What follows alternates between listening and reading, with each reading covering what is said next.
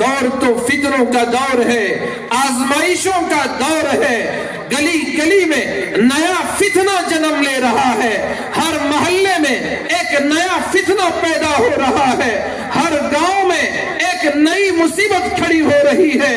دین کے نام پر دین کے لٹیرے پیدا ہو رہے ہیں۔ تو اس لیے آنے والی مسلمانوں کی نسلوں کی